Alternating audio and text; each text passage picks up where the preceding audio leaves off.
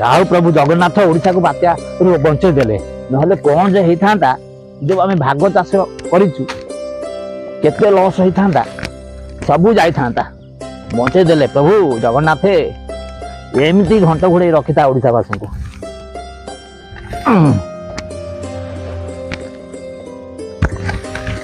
ନା ଆଜି ଆଉ ହେଇପାରିବନି, ଯେତିକି ହେଲା ହେଲା। ସକାଳଠାରୁ ଆଇଲିନି, ପଳେଇବା।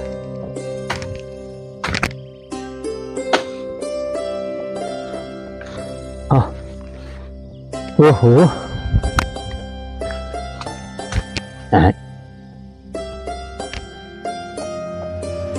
ବାତ୍ୟା ତ ସରିଯାଇଛି, ବାତ୍ୟା ତ ଆଉ ନାହିଁ, ଆଉ ଧାନ ଫସଲ ତ ନଷ୍ଟ ହବାର ନାହିଁ।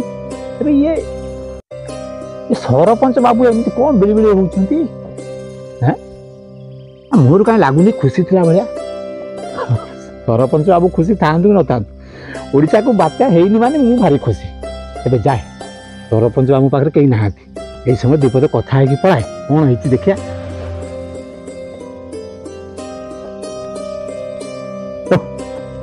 ସବୁ ସ୍ୱପ୍ନ ଭାଙ୍ଗିଗଲା ମୋର। କେତେ କଥା ଭାବିଥିଲି, ସେ 4ଟା ପୋଖରୀ ଖୋଳିଦେବି ବୋଲି ଭାବିଥିଲି, ସେ ହେଇପାରିଲାନି। ଭାବିଥିଲି ରାମାକୁ ଗୋଟେ ପ୍ରଧାନମନ୍ତ୍ରୀ ଆବାସ ଯୋଜନାରେ କରେଇଦେବି, ତାହା ବି ହେଇପାରିଲାନି। ଆହେ ନିରଶୈଳ ତ ପ୍ରବଳ ମତ ବାରଣ, ପ୍ରବଳ ମତ ବାରଣ।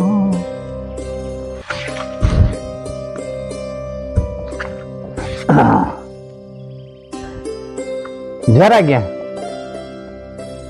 ବାବୁ, ଏ ବାତ୍ୟା ତ ନାହିଁ, ଆପଣ ଏତେ ଦୁଃଖରେ କାହିଁ ବସିଛନ୍ତି? ବାତ୍ୟା ତ ଚାଲିଗଲା, ଆଉ ଓଡ଼ିଶାବାସୀ ମାନେ ବହୁତ ଖୁସି ସେଥିପାଇଁ। ହଁ, ତୁ କାହିଁ ଖୁସି ନହବୁ? ବାତ୍ୟା ବନ୍ଦ ହେଇଗଲା ନା, ତୁ ବହୁତ ଖୁସି।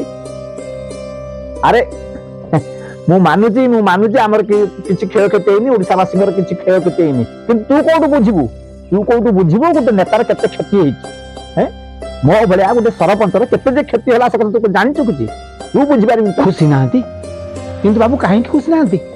ସମସ୍ତେ ଖୁସି ମନାଉଛନ୍ତି ଯାହା ହଉ ବାତ୍ୟା ଆସିଲାନି ବୋଲିକି, କିନ୍ତୁ ଆପଣ କହୁଛନ୍ତି ବାତ୍ୟା ପଳେଇଗଲା ସେଥିପାଇଁ ଆପଣ ଦୁଃଖୀ। କାହିଁକି? ଆଜ୍ଞା, ଛୋଟ ମୁହଁରେ ବଡ଼ କଥା, ଆପଣ କହିଲେ ଜାଣନ୍ତି। ଆଉ ଏବେ କହୁଛୁ, ତୁ ମୋର ବିଶ୍ୱସ୍ତ ଲୋକ, 20 ବର୍ଷ ହେଲା କାମ କରୁଛୁ, ତତେ କହିଲେ କିଛି ଅସୁବିଧା ନାହିଁ ହେଲା। କହୁଛୁ ଶୁଣ, ଦେଖେ, ବାତ୍ୟା ଯଦି ହେଇଥାନ୍ତା, ବାତ୍ୟା ଗୋଟେ ସିଜିନ୍, ଆମେ ଏଇ ସିଜିନ୍କୁ ସବୁ ନେତାମାନେ ଅପେକ୍ଷା କରି ରହିଥାଉ। କାହିଁକି? ଯଦି ବାତ୍ୟା ହବ, ଭାବେ ଗତ ବାତ୍ୟାରେ କ'ଣ ହେଇଥିଲା? ତ ଘରୁ କେତେ କ'ଣ ଯାଇଥିଲା, ଚୂଡ଼ା ଯାଇଥିଲା, ଚାଉଳ ଯାଇଥିଲା, କେତେ କ'ଣ ଯାଇଥିଲା ନା ନାଇଁ? ତା ସାଙ୍ଗରେ ପାଲ ଯାଇଥିଲା। ଏଥର ପାଇଲୁ କିଛି ପାଇଲୁ କି କ'ଣ? ତୋ ଘର କେତେ ଖଣ୍ଡିଆ ଖାବରା ଟିକେ ହେଇଥିଲା, କିନ୍ତୁ ପାଇଥିଲୁ କେତେ? ବହୁତ ପାଇଥିଲି। ଆଉ ସେଇ ପାଇବାରେ, ତମକୁ ଦବାରେ ଯୋଉ ଆନନ୍ଦ, ଯୋଉ ଖୁସି, ତା ସାଙ୍ଗରେ ଆମର ମଧ୍ୟ ଅନ୍ତର୍ନିହିତ ସ୍ୱାର୍ଥ ରହିଛି। କ'ଣ କହୁଛନ୍ତି ଆପଣ? ହଁ, ସେଥିପାଇଁ ତ ଆମେ ନେତା, ନେଇକିରି ନେତା, ଦେଇକି ତମେ ଜନତା, ବୁଝିଲ?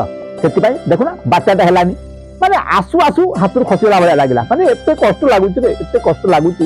ଏ ଡବଲ ଇଞ୍ଜିନ ସରକାର ଆସିକି ମତେ ଲାଗୁଛି ଗୋଟେ ରାଜନୀତି କରିକିରି, ମୋହନ ସରକାର ଆଉ ଆମର PM ମୋଦି ଯୋଉ ଅଛନ୍ତି, ସିଏ ଲାଗି ପାତିକି ଆନ୍ଧ୍ରକୁ ଦେଇଦେଲେ।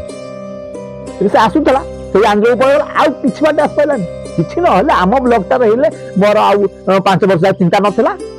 କି ଆସନ୍ତା ନିର୍ବାଚନ ଲଢିବା ପାଇଁ ପଞ୍ଚାୟତ ଇଲେକ୍ସନ ଆସୁଛି ନା, ଆଉ କେତେଟା ଦିନ ପରେ ପଞ୍ଚାୟତ ଇଲେକ୍ସନ ଆସିବ, ସେଟା ମୋର କିଛି ଅସୁବିଧା ହେଇନଥାନ୍ତା। କିନ୍ତୁ ନା, ସବୁ ସ୍ୱପ୍ନ ମୋର ଧୂଳିସାତ କରିଦେଲେ। ମାନେ ଜାଣି ଶୁଣିକିରି ଗୋଟେ ରାଜନୀତି। ଆଉ କ'ଣ, ବାତ୍ୟାଟାକୁ ପୁରା ପଲଟେଇ ଦେଲେ। ମାନେ ଓଡ଼ିଶା ଆସିବା ବଦଳରେ ତାକୁ ସିଆଡ଼େ ପଠେଇଦେଲେ, କୁଆଡ଼େ?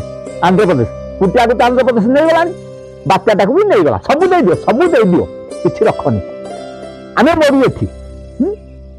ସେବା କରିବୁ କେମିତି? ସେବା କରିବୁ କିରେ? 100 ଆସିଲେ ସିନା ଆମେ 5 ଦେଇକିରି 95 ଖାଇବୁ, ଆଉ କିଛି ଆସିବନି, ଏମିତି ଅନେଇକି ରହିବୁ। ସେବା କରିବୁ କ'ଣ? ଏମିତି ବସିଥିବୁ। ସେଇଟା ହିଁ ମୋର ଦୁଃଖ। ଆଚ୍ଛା, ୟା ଭିତରେ ଏତେ କଥା ଅଛି? ମୁଁ ଆଜ୍ଞା ଛୋଟ ମୁଣ୍ଡ, ମୁଁ ଏତେ କଥା ଜାଣିବି କୋଉଠୁ? ଯେବେଠାରୁ ଆସିଲେ ଗୋଟେ ବାତ୍ୟା ଆସିନି, ଏ ସିଜିନଟା ପଳେଇବା ବାତ୍ୟା କାହିଁ କହୁନା? ବିଜେପି ସରକାର ଆସିଲା ପରେ, ମୋହନ ସରକାର ଆସିଲା ପରେ ବାତ୍ୟା ହିଁ ଆଣୁନାହାନ୍ତି। ଆନ୍ଧ୍ରକୁ ଦେଇଦେଲେ ବାତ୍ୟା, ଭଲ କରୁଛନ୍ତି ଆଉ କଣ। ଆମେ ତ ଅନେକ ବସିଛୁ କେତେବେଳେ ଆସିବ ଏଇ ସିଜନକୁ, ଆମେ କେତେ ଅପେକ୍ଷା କରିଥାଉ, କେତେ ଲୋକ ଅପେକ୍ଷା କରିଥାନ୍ତି ଆମ ଭଳିଆ ନେତା। ମାନେ ସବୁ ନେତା ଥାଆନ୍ତି କିନ୍ତୁ ଆମେ ମାନେ କଣ ଲୋକଙ୍କ ସହିତ ଜଡ଼ିତ ହେଇକି ଥାଉ। ସେଥିପାଇଁ ଆମର ଟିକେ ଅଧିକ ଫାଇଦା ହୁଏ। କିନ୍ତୁ ଏଥର କିଛି ନାହିଁ, ଗଲା ଠନ ଠନ ଗୋପାଲା। ତ ଭଗବାନ କରନ୍ତୁ ଯେ ତାଙ୍କୁ ସଦ୍ବୁଦ୍ଧି ଦିଅନ୍ତୁ, ଆସନ୍ତା ସିଜନରେ ଯେମିତି ବାତ୍ୟାକୁ ଆଣନ୍ତୁ। ବାତ୍ୟା ନ ଆଣିଲେ ଆମର କୌଣସି ପ୍ରକାର ଉନ୍ନତି ହେଇପାରିବ ନାହିଁ, ବିଶେଷ କରି ନେତା ମାନଙ୍କର ଉନ୍ନତି ହେଇପାରିବ ନାହିଁ। ନେତା କୂଳ ଗଲେ ବୋଲିକି ଜାଣ।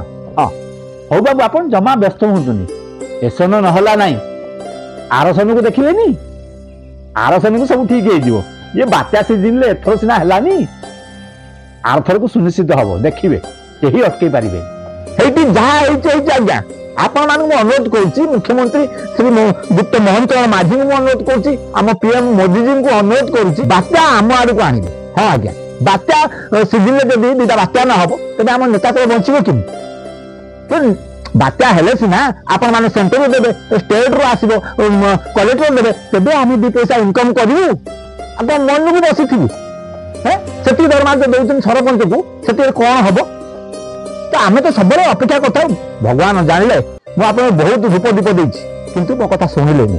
ହଉ ହେଲା, ଆର ଥରକୁ ଦେଖିବି, ଆର ସନ ହଉ।